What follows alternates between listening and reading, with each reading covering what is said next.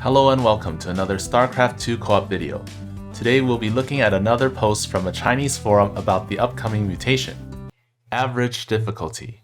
When reanimators and killbots are on ME or Temple, the mission is now about not how to deal with them, but how to quickly full clear the structures along the three paths so these things stop spawning. To some extent, I am more afraid of rifts than reanimators. I am currently failing to deal with Avenger and reanimators on Chain of Ascension. As such, commanders who are strong in the early game will be better for this week. However, because of transmutation, don't use Zerglings to clear structures. When clearing the side paths, prioritize clearing the side without reanimators and let the rocks block them. And when clearing, prioritize clearing any reanimators that spawn in your face. Also, remember to place a tower in the main to prevent the iconic scenario. What Amon said is true. I personally witnessed an infested civilian become a hybrid. 2. If there are phoenixes, focus fire them. Recommended commanders. Phoenix P2. Caldalis, ready your blades. Very strong in the early game, very effective at full clearing. The infested from the attack waves later on can also be easily chopped down by Caldalis. Transmutating into a hybrid behemoth or dominator means that I don't have to worry about dealing with air anymore. When you have more money in the late game, put stargates everywhere to stall. After all, hybrid behemoths and dominators might be even less effective at attacking structures than their pre-transmutated forms. These are two videos to related things. Next one, Lone Wolf. Let's move this up a little. Okay, Lone Wolf. Using Sam as the second outlaw to clear structures will be very effective. If you use Sirius, remember to keep Sirius in front of the turrets to avoid letting units transmutate.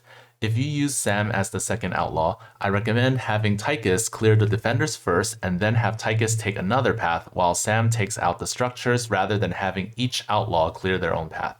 If your ally is willing to defend the main path, you can consider clearing a side path.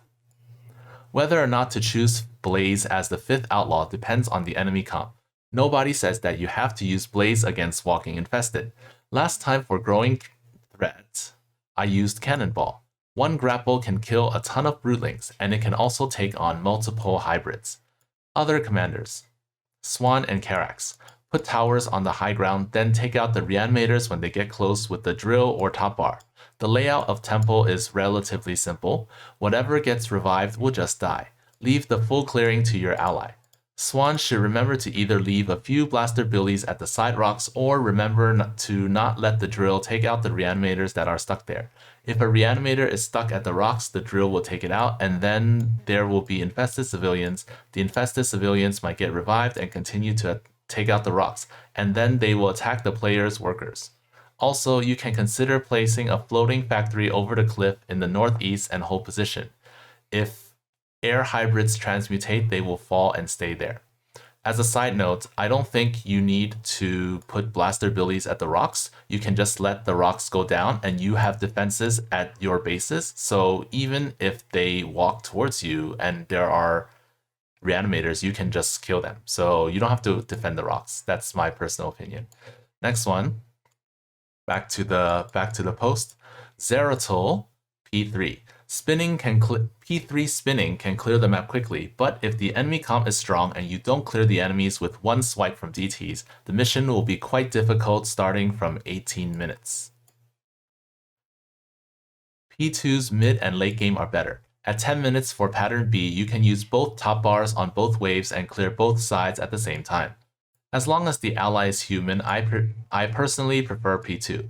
However, regardless of enemy comp, I suggest making DTs or Abrogators as the front line and take out the infested. Use Telbrus Legion if you can, as it's good at clearing in the early game. Use Monoliths to defend the base. Ambushers will suffer like Dragoons do, since they will often attack the infested while moving. Abathur. Those who are proficient with Toxic Nest usage can use him. You can even spawn camp Protoss. Brutalisks are pretty efficient at clearing the map. You can clear 2 paths before 9 minutes. Remember to deep tunnel to a second path and not break the rocks. Afterwards, just use Ravagers and Vipers as usual. However, the Locusts in the early game might turn the second attack wave into hybrid behemoths or dominators. This might be referring to the third wave, the 6-minute one, but either way, the locusts suck. Next one. So let's move this here. Nova P1. Map clearing efficiency is okay. Remember to control your liberators so they don't waste shots on the infested. Ravens drop turrets when preparing for battle. 1. They can stall the infested. 2. If something transmutate into a hybrid, behemoth, or dominator, the turrets will be targeted first by their abilities, so they'll get Yamato'd by the dominator. In the mid-game, consider placing tanks and mines to stop the infested. You should upgrade building armor in the eBay. Defensive drone prevents transmutation. Defense drone. Stetman P2. Remember to switch to purple zone so Lings can recover some Egonergy. Overcharge green zone before a fight so you can provide shields, preventing transmutation. Regardless of the enemy comp, make Ultralisks to take care of the infested. This is true. This is the true some sort of blades full AoE potential. This is some reference, I'm not sure. Not important. Don't make Brew Lords and Infestors. Next, Zagara P3. Map clearing is fine. If you see any reanimators or trickles, the hero unit can deal with them at any time. Before using F2, check to see if you have any Lings. If you do, morph them into Banelings because Banes don't trigger transmutation, but Lings will. In addition, P3's Banes don't have an increased cost. Then the last part of the first post, Alarak P3, Death Fleet plus Ascendance. You can deal with trickles using Overcharge. Other remarks. Han Horner, units that have upgraded their death effects won't trigger transmutation. Stukov, volatile infested don't trigger transmutation, including the ones from tanks. The week after is Hardened Will, Inspiration, and Heroes from the Storm on RTK. Alright, and that's the first, the OP. Now for the next one, talking about all commanders. Even though there are reanimators this week, based on the layout of structures on Temple of the Past, it can only be considered an easy mutation, or it is just considered an easy mutation. Raynor, let's go here. Raynor, use mules to accelerate your eco. Make more marines than they're infested. Max out to 200 supply, then clear the middle path and your own lane. This is easier said than done, but sure. Kerrigan, no problem as long as there are no radioactive Vipers or Corsairs. I don't know if this is another unit, so I don't know if this is 1, 2, 3 units or if it's something else. Like Raynor, accelerate your eco, then mass mutas to deal the damage and clear the infested. This one is probably science vessels. So science vessels, because this is irradiate. So science vessels, Vipers, and Corsairs. Personally, I recommend like Raynor, accelerate your eco, then mass mutas to deal the damage and clear the infested. I personally recommend P3 so I can snipe science vessels and Vipers. This is the confidence I get from my 6-shot Mutalisks. Okay, Artanis. Get spin lots, spin Amon to death. Whoever only makes Dragoons will be ridiculed by me for eternity. Swan. Defense. I'm a pro. Get the towers and tanks up. Nothing can get it. P3 Zagara. P3 go. Hero unit and army split up to clear 2 paths. Remember to use Zergling Evasion Mastery to increase their survivability and prevent transmutation. I don't think you should use Zerglings at all until they are just hybrids. So I think they're better off as the minerals are better off as spine crawlers. Carax. So Carax, you can win no matter how you play. P1. Focus on defense so your ally can clear buildings without worries. P2. Carriers and zealots fight straight up, pretty effective against infested. P3. Blast them with top bar so transmutation equals no transmutation. Nova. Liberators, Banshees, and Ravens go crazy. Hero unit can switch to shotgun mode to spray them. If the enemy comp is relatively weak, you can beat them with barracks units. Abathur.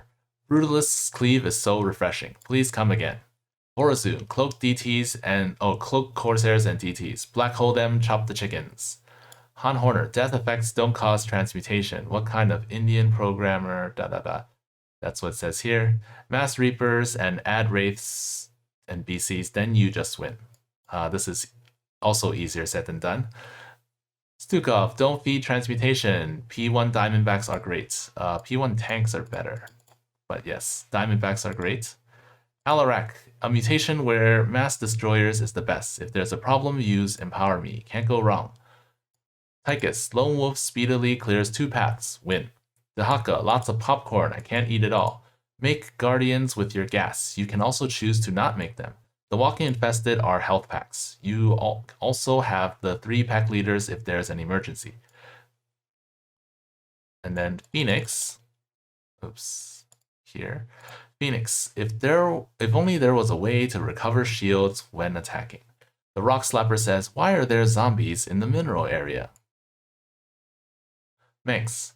How do you dare to walk down the small path? ESOs blast things indiscriminately. Bunkers and Thors defend against air. Stedman, how do you dare to walk down the small path? Super Gary, Lings, and Hydras massacre everything. If there are lots of air units, add corruptors and use their missiles. And then Zeratol, the last one. Zeratol, how do you dare to walk down the small path? Robo, mass units, support them with monoliths. Bring it on. Bring it. I'm not sure what this means. I'm thinking you shouldn't clear and you just defend at home. That's my guess. I'm not sure. Hey, there's a new post. So here, these mutators on other maps will be hard. Unfortunately, this is the easiest map to clear. Caudalis, just transmutation by itself is considered a head-on mutator. And then here, head-on mutator, nope, it's a negative mutator, I think. Or like a debuff. Oh well. Alright, and that's it. And that's it for this post. What advice do you have for this mutation? Comment it down below and I'll see you next time.